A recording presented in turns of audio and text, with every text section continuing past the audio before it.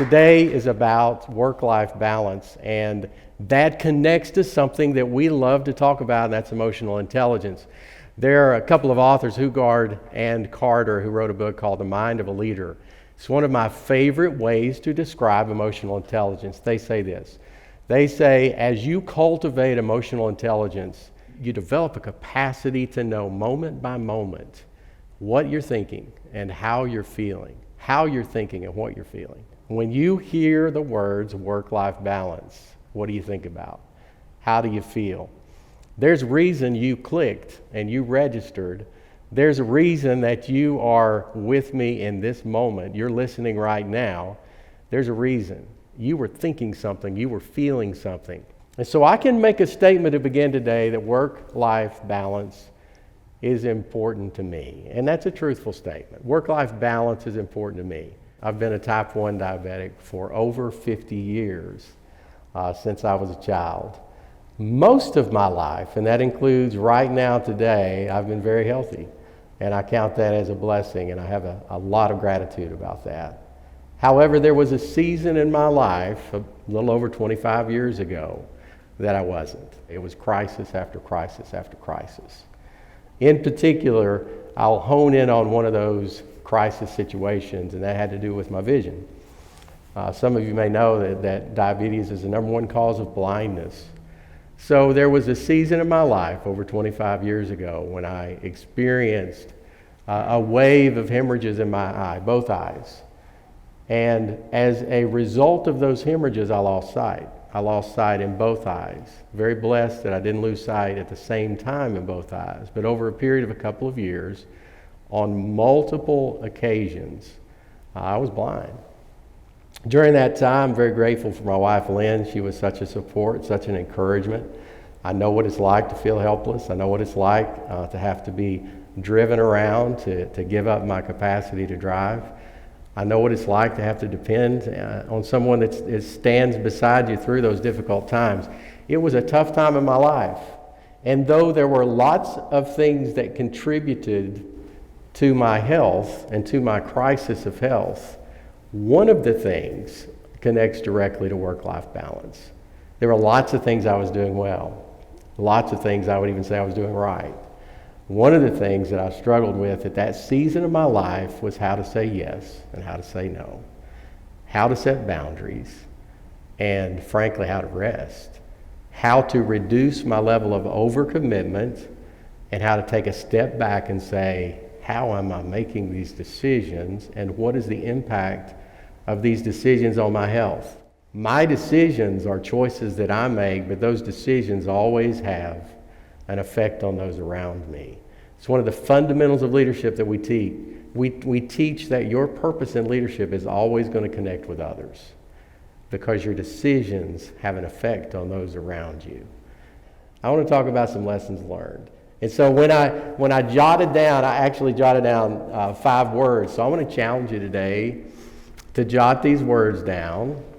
I want to challenge you today to revisit these, and I'll be a little more specific as we walk through these. But here's what's come to mind when I think about work-life balance.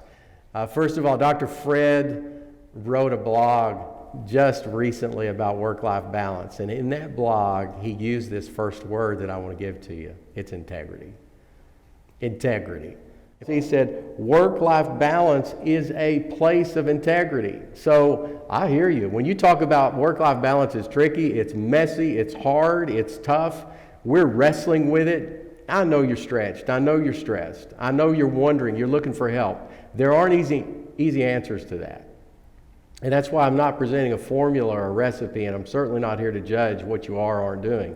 I'm here to say that there are some principles that you need to revisit and wrestle with, and the first one is integrity. I may not get to choose when I die. I may not get to choose how I die, but I do get to choose who I am when I die. And after this think tank, take some time to visit that, to think about it, to wrestle with it. Engage those around you with that word. What does it mean to you? I've shared what it means to me. What does it mean to you? How do you internalize that? Second thing I want to talk about is something that has emerged. A life of integrity helps us understand Leadership is stewardship. A couple of ways I like to think about that. Stewardship, first of all, means that every day is a gift. Every day. Perhaps you've said that. Perhaps you've heard that. For me, wrestling with my mortality in my 30s, yes, my wife's heard those words from a physician in my 30s where she said, if there's not a major change, he won't live beyond 30. And so it's easy for me, I would say, to say every day, life is a gift. Every day is a gift. I want to flip that a little bit to also say, as leaders, what we understand is that every day is filled with gifts. It is the choices you make and how you invest in people. Well, you're one of those people. So it's an investment in yourself. It's also an investment that you steward those relationships, those conversations. You steward your own uniqueness, your own gifts, your own talents, your own experiences. You steward those as treasures because every day is a gift, yes, but every day is filled with gifts. So integrity, stewardship. The third thing, decision making. Decision making.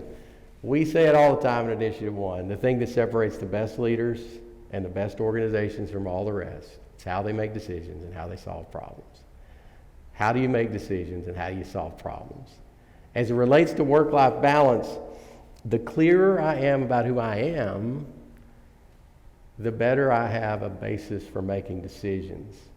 We describe it as a decision frame in our work with leaders and organizations. In strategic decision making, we say you better have a framework that you understand, that you've internalized, and that incorporates the things that are near and dear to your heart, the things that are non-negotiable, the core values, those things that are a part of your integrity, whether we're at the level of individual or we're at the level of an organization, a team.